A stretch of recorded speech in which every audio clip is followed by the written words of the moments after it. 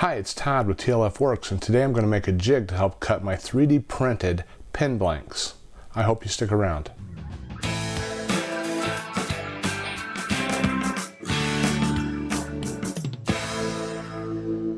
So here's a peek at the materials we're going to be using. I'm going to be using a brad nailer. I've got a couple of toggle clamps. I have some spacers that I printed on my 3D printer that we're going to use to set up some spacing on our jig.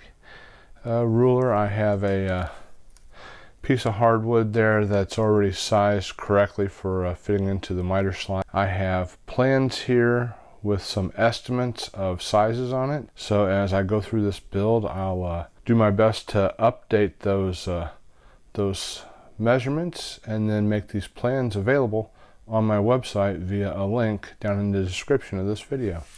We're going to start by ripping off a 12-inch section of this wood. I've made my first set of cuts and I have a 12 by 12 square piece of this 1/2 inch plywood. This piece over here, I'm hoping to get all the other pieces for this jig out of the other half of this piece of plywood. So I need 2 strips of plywood, one that's 1.5 inches by 12 inches long and one that's 1.25 inches by 12 inches long.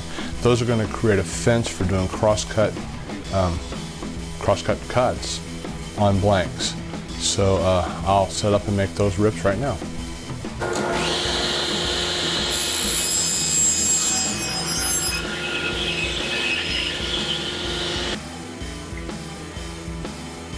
This jig is made for cutting blanks that I made with my 3D printer.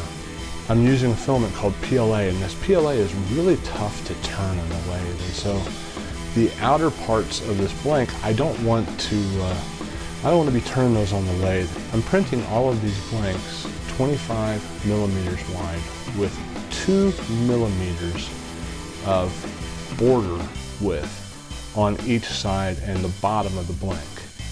So what I need is part of this jig set up to cut the ends off.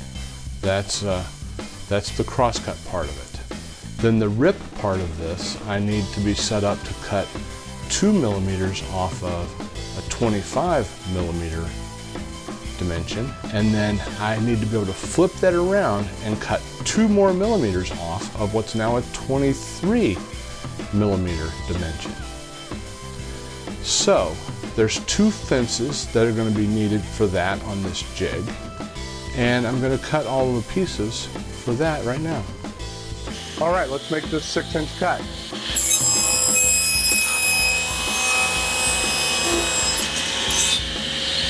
So these 2 pieces right here make up those rip cut fences. So this will be the face of the fence, this will be the base of the fence. And what I really need is I need about a 4-inch section up here and a 4-inch section here that I'm going to rip off of these pieces to make those 2 offset pieces. They're going to be offset by 2 millimeters.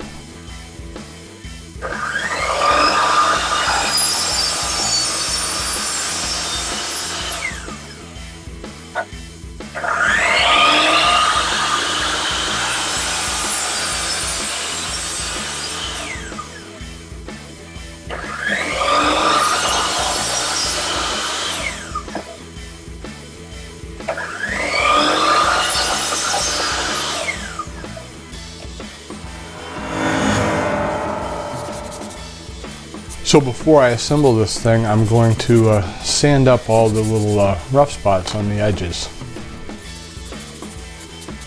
I'm using 320, not that it matters.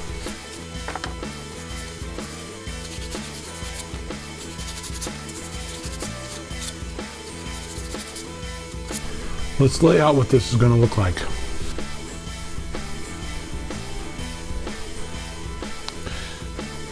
So what I have here is a 23 millimeter spacer that I printed on my 3D printer and measured, and it's 23 exact. I have a 21 millimeter spacer, giving just a little bit of difference on each of those. For doing cross cuts, I have this fence right here with a little base for it. My toggle clamps are going to sit like that so they can hold down a blank, keep my fingers away from any blades. So I have two of those, one for each side. I'm going to put a small chamfer along this edge right here and along this edge, and of course this edge. Those three fences, I'm going to put a little chamfer across the bottom of those fences, little tight bond brad nails.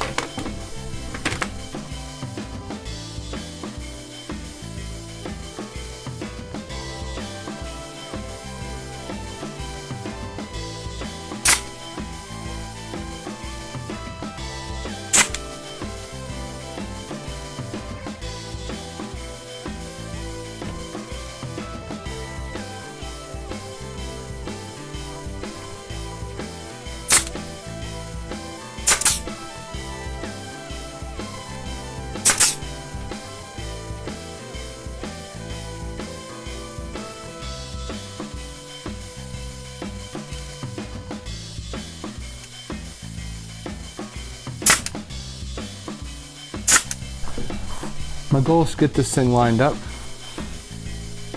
so I can attach this miter, and then when I move to the other side, right now I'll be attached. I'll be able to make a clean cut here right now. Then I'll be able to move this to the other side, make a clean cut on the other side, and then I'll add all my fences. So now I just got to get this thing glued on there. I'm gonna put some washers underneath it so it gets out of the, sits a little bit proud. Put some glue on it.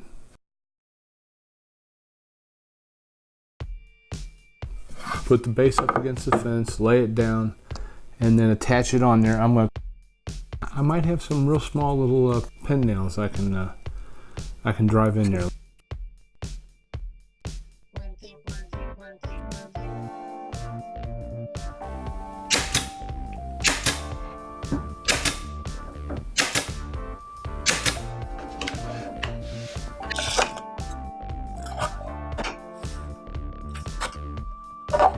Let's true this thing up to the saw blade.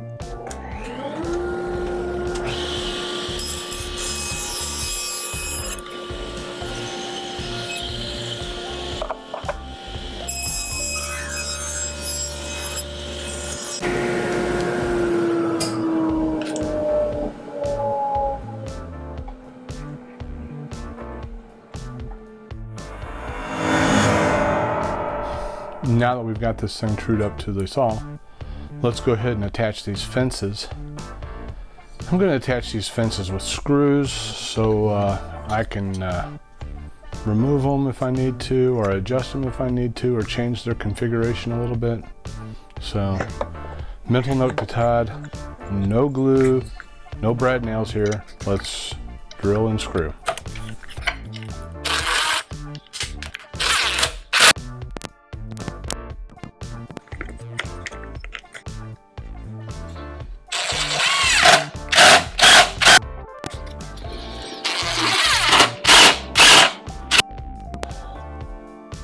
.21mm.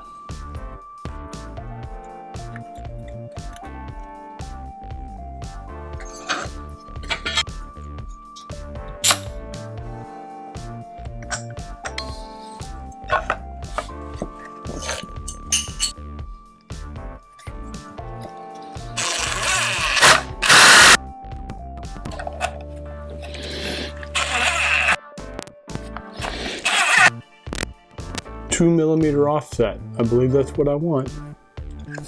I don't think the placement of this is critical, other than the fact that I figure I need to have a little bit of adjustability here on the end. So I think it's pretty good.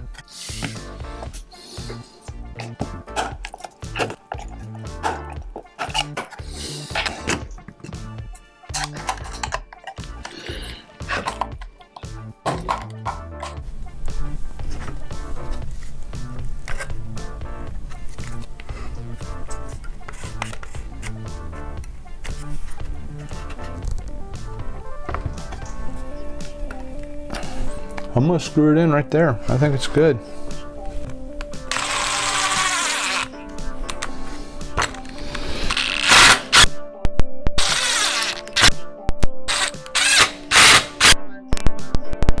All right, this thing's structurally complete. Let's get ready to try it out. I'll cut number 1.